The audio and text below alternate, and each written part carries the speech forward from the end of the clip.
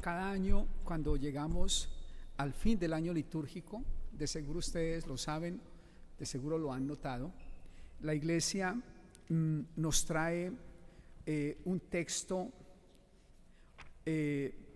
escatológico, como se nos decía en el comentario inicial. ¿Qué significa escatológico? Que habla de las cosas del más allá. No, de ninguna manera quiere decir que sean cosas misteriosas, sino cosas del más allá, es cosas que están con Dios, de las cosas venideras, si se quiere. Esa es la escatología que se estudia en teología, escatos, propiamente del griego escatos, de las cosas del más allá. Y entonces se nos invita a pensar en el fin, pero no solo en el fin del mundo de manera catastrófica, aunque este texto es escatológico y también es apocalíptico. El Apocalipsis es un género literario en la iglesia, en la Biblia, que habla de esta manera figurada, simbólica, y el libro por antonomasia apocalíptico es el Apocalipsis, o el libro de la Revelación, el último libro de la Sagrada Escritura, que se habla de esta manera y que pareciera que en vez de alentar, pareciera que da miedo, porque habla de que va a terminarse todo y todo aquello. Pero si uno pone bastante atención al texto, de ninguna manera el texto pretende desalentarnos y darnos miedo.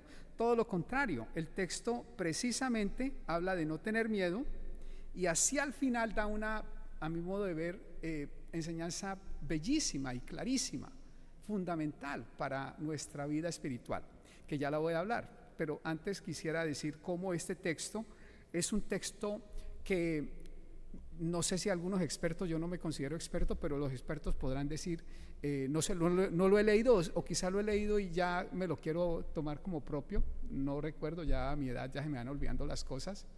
Entonces diría yo que es un texto bisagra porque da fin al tiempo, al ministerio público del Señor y abre la pasión del Señor y por tanto su muerte, y por eso es bisagra, une las dos partes de la vida del Señor, repito, el ministerio público y la pasión.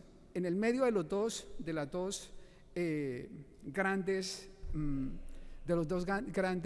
acontecimientos del Señor está este texto, y por tanto es bisagra, los une, los mantiene juntos.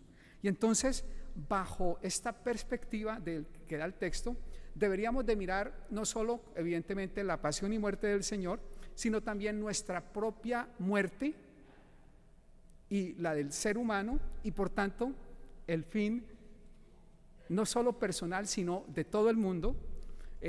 Podríamos decir que nuestra propia muerte o la muerte personal es un mini fin del mundo, porque para quien muere este mundo se acaba. Pero también hay que mirar entonces el fin del mundo como un conjunto personal y como conjunto, y también los sufrimientos, decía yo, los sufrimientos, la pasión del Señor, y por tanto también la propia pasión y sufrimiento humano. Hay que leerlos, y el texto nos da ayudas para entender esa pasión del Señor y la muerte del Señor, y por tanto también nuestros propios sufrimientos y nuestra propia muerte. Creo yo que ahí está la gran riqueza del texto. Este mundo, tal cual lo conocemos y lo experimentamos, es un mundo bellísimo, hermosísimo, está lleno de alegrías, pero también este mundo está lleno de sufrimientos, está lleno de pasión no de pasión de padecer, de patos, es decir, que se padece en este mundo. ¿Por qué? Porque este mundo es un conglomerado de la creación de Dios, que es bella y perfecta, y Dios vio que era bueno.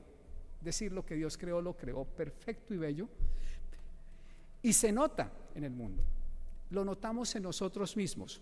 Tenemos dentro de nosotros facetas bellísimas, ya estoy hablando de nuestra vida personal, ustedes podrán ver hacia su interior y podrán descubrir que son ciertamente perfección divina, pero también si echamos una mirada al interior con honestidad, vemos pecado y por tanto también fragilidad y sufrimiento que viene por el pecado. Este mundo entonces es una reflexión no de reflexionar, sino refleja lo que se ve en los capítulos primeros del Éxodo, del Génesis, el jardín del Edén, la belleza de la creación divina y la destrucción del pecado humano. Ese es el drama humano. Allí caminamos todos. Y todos podríamos poner nombre a cada una de esas bellezas de la creación divina en nuestra vida personal y también en nuestra vida circundante, es decir, la que vemos. Y también podemos ponerle nombre al sufrimiento que el pecado nos trae a cada uno de nosotros y a nuestro alrededor. Entonces, Jesús, por ser hombre verdadero, de ninguna manera pudo huir de esto que yo estoy diciendo. Él en su propio ser encarnó y pudo sentir la maravilla de la creación divina y también, no en su propio interior, porque él no pecó, pero sí sufrió la consecuencia del pecado y sobre todo lo sufrió en la cruz. Es decir, el pecado y el mal fue lo que llevó al Señor a la cruz. El pecado y el mal crucificó al Señor. Entonces él padeció el pecado. Muy bien, dicho esto, el texto entonces nos da, decía yo, pinceladas bellísimas para aprender a vivir en esa dicotomía, es decir, la coexistencia del amor de Dios y de la perfección de Dios y la coexistencia de ese amor, perfección de Dios con el pecado humano que destruye y hace que suframos. Es dicotomía porque son dos, pero coexisten porque están en nosotros y todos ustedes y yo lo sentimos día y día, día a día. Está allí, no podemos escapar de ello. Está en nuestro ser y está a nuestro alrededor. Entonces, ante esa dicotomía que aprieta y pega duro,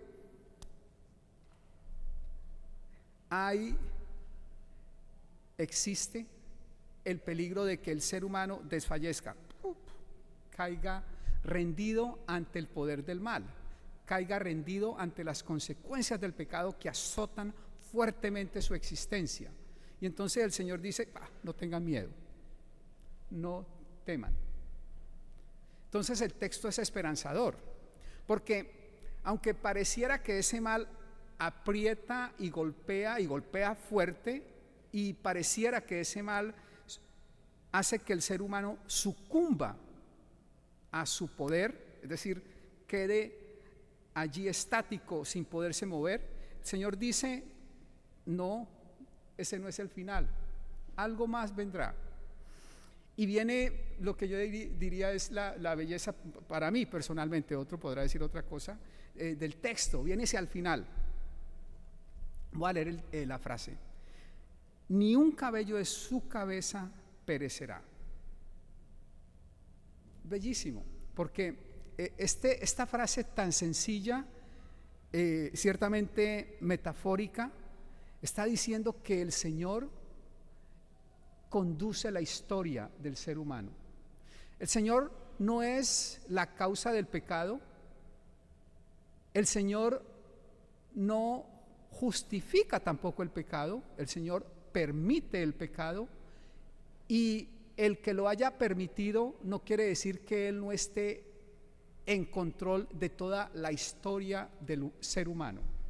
La historia que acabo yo de describir, que tiene esa dicotomía, es decir, la belleza de todo lo divino que se ve reflejada aquí, y también la antibelleza del pecado del ser humano. El Señor dirige el destino humano y la historia humana.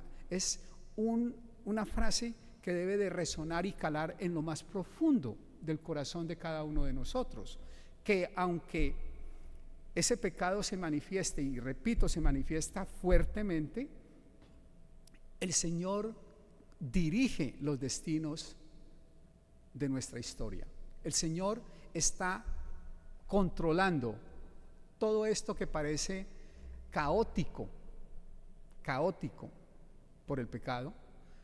El Señor lo controla y lo dirige de manera misteriosa y amorosa hacia Él, que pareciera que en ese caos pues no hay ninguna dirección. El Señor lo dirige, y entonces es el momento oportuno para que cada uno de nosotros, en lo caótico de nuestra vida, algunos de ustedes estarán diciendo: no, tengo una vida totalmente armónica. Pues yo creería que no tanto, pero bueno, por más armónica que la perciban, el pecado está allí, y ese pecado trae caos, y por tanto no tanta armonía como la del piano aquel, que no tengo ni idea de música, pero creo que está afinado, entonces está armónico y todo aquello. No, entonces es un buen momento hoy para decirle al Señor: Señor, hazte cargo de mi caótica vida, llena de pecado, llena de sufrimiento, y permíteme descubrir en esa caótica vida la armonía de tu amor y de tu paz. Permíteme descubrir que tú diriges mi existencia. Entonces es un acto de fe grande que el texto nos pide hacer.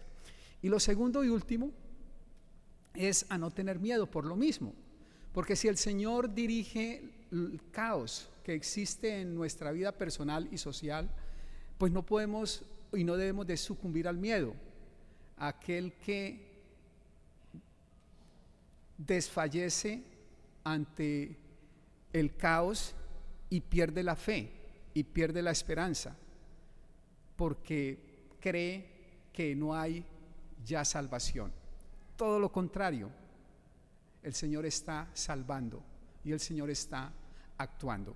Entonces pidámosle al Señor en esta Eucaristía que podamos nosotros descubrir en nuestra vida personal su amoroso destino que dirige nuestra vida, su amorosa intervención en cada uno de nosotros y en cada momento, y que así podamos entonces nosotros rendirnos a sus pies y ponerle todo nuestro ser y toda nuestra vida en sus manos, y de esa manera que nuestros miedos, nuestras